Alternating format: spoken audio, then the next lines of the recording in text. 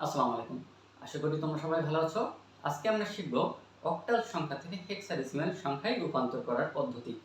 তো আমরা জানি যে অক্টাল থেকে হেক্সাডেসিমেলে সরাসরি নির্ণয় করা যায় না, এর একটা মাধ্যম নিতে হয়। যেরকম অক্টাল থেকে বাইনারি, বাইনারি থেকে হেক্সাডেসিমেল, ঠিক আছে। আমাদের প্রথমে অক্টাল থেকে বাইনারিতে আসতে হবে, তারপরে হেক্সাডেসিমেলে যেতে হবে। আবার তোমরা অনেকে অক্টাল থেকে ডেসিমেলেও যেতে পারো, ডেসিমেল থেকে হেক্সাডেসিমেলেও যেতে পারো, সেটাও হবে।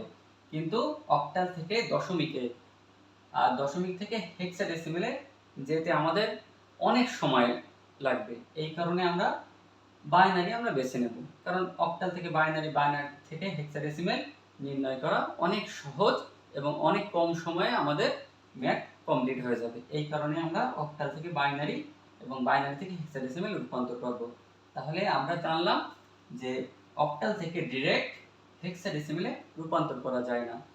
রূপান্তর করতে গেলে আমাদের অক্টাল থেকে আগে বাইনারিতে আসতে হবে, বাইনারিতে আসার পরে বাইনারি থেকে হেক্সাডেসিমেলে যেতে হবে। তো দেখো, আমি একটা উদাহরণের সাথে তোমাদের বিষয়টা সুন্দরভাবে ব্যাখ্যা করে দিচ্ছি। দেখো 65 এটা একটা অক্টাল নাম্বার, এখান থেকে আমাদের এই হেক্সাডেসিমেলে নির্ণয় করতে হবে। তো দেখো, এই অক্টাল সংখ্যাকে প্রথমে আমি বাইনারিতে রূপান্তর করে দেখাচ্ছি 65। এখন আমরা জানি যে অক্টাল থেকে বাইনারিতে যাওয়ার মাধ্যম হচ্ছে 3 বিট। 3 বিটের সাহায্য নিয়ে আমরা অক্টাল থেকে বাইনারি এবং বাইনারি থেকে অক্টালে আমরা যেতে পারি। তোমরা যারা আমার বিগত ক্লাসগুলো করেছো তোমরা অবশ্যই জানো বিষয়টা। তো দেখো, আমি এখানে বুঝাই দিচ্ছি। এখন 3 বিট কত কত বিট? 4 2 1। প্রথম যে 3 বিট, এই 3 বিট আমরা ব্যবহার করে অক্টাল থেকে বাইনারিতে যাব। এখন দেখো, এখানে আছে 65। এখন 6 হতে এখান থেকে কোন কোন সংখ্যাগুলো লাগবে? তাহলে দেখো, এখানে 4 আর 2 6, এক কিন্তু আর লাগছে না। অর্থাৎ যে যে সংখ্যাগুলো লাগবে সেই সেই সংখ্যার নিচে আমরা অন দেব, বাকি যে সংখ্যাটা লাগবে না সেখানে আমরা 0 দেব। এবার 5 হতে কোন কোন সংখ্যাগুলো লাগছে? 4 লাগছে আর অন লাগছে, আর 2 লাগছে না, এই কারণে 0 এখানে। তাহলে 6 এর মান হচ্ছে অন অন 0, অন অন 0, আর 5 এর মান হচ্ছে অন 0 অন, অন 0 অন। তাহলে অক্টাল থেকে আমাদের বাইনারিতে নির্ণয় করা হয়ে গেছে। এখন এই বাইনারি সংখ্যাকে আমরা হেক্সাডেসিমেল সংখ্যায় কিভাবে রূপান্তর করব এটা দেখো। আমরা যারা বিগত ক্লাসগুলো দেখেছি, তাহলে সেখানে কিন্তু বোঝানো আছে যে বাইনারি থেকে হেক্সাডেসিমেলে যেতে আমাদের 4 বিটের সাহায্য নিতে হবে। কত কত বিট? 4 বিট। 4 বিট হচ্ছে 8 4 2 এবং 1, ঠিক আছে। তাহলে আমাদের এখানে সংখ্যা আছে দেখো কয়টা? এখানে টোটাল সংখ্যা হচ্ছে 1টা 2টা 3টা 4টা 5টা 6টা। এখন আমাদের তো বাইনারি থেকে হেক্সাডেসিমেলে বা হেক্সাডেসিমেল থেকে বাইনারিতে যেতে তো আমাদের 4টা বিট, ন্যূনতম 4টা বিট লাগবে। যদি 4টা বিটের অতিরিক্ত বেশি থাকে তাহলে 8টা বিট লাগবে।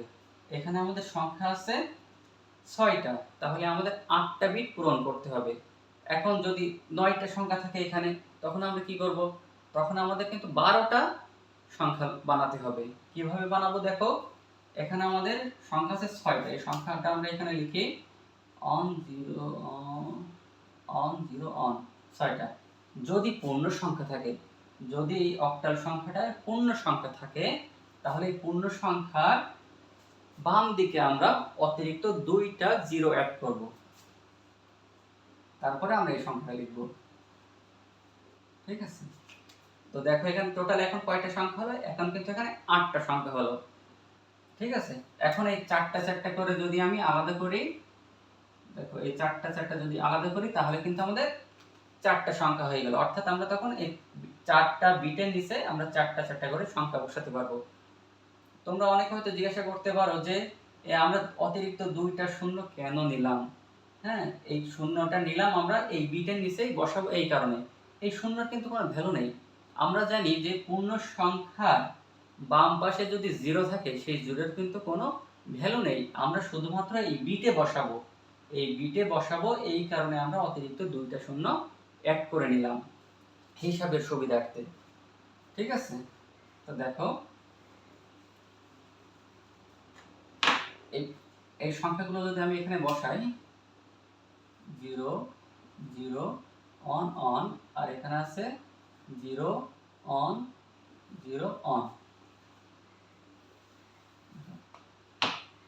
এখন দেখো এখানে আমাদের মান কত হবে তাহলে, অর্থাৎ যে যে বিটের নিচে অন আছে সেইগুলোই কিন্তু আমাদের ক্যালকুলেশন করতে হবে।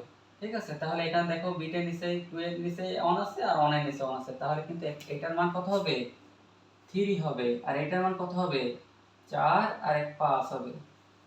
ঠিক আছে, তাহলে কিন্তু আমরা মান পেয়ে গেলাম 3 5। ঠিক আছে, আর যেখানে যেখানে 0 আছে সেইগুলো আমাদের গণনা করা হবে না। কেন হবে না? কারণ কম্পিউটার বা ডিজিটাল ডিভাইস 0 মানে অফ বোঝায় আর অন মানে চালু বোঝায়। এই কারণে যেখানে যেখানে অন আছে সেইগুলো আমরা ক্যালকুলেশন করব, আর যেখানে যেখানে 0 আছে এইগুলো ক্যালকুলেশন করব না। তাহলে কিন্তু আমাদের অক্টাল থেকে হেক্সাডেসিমেল নির্ণয় করা হয়ে গেছে।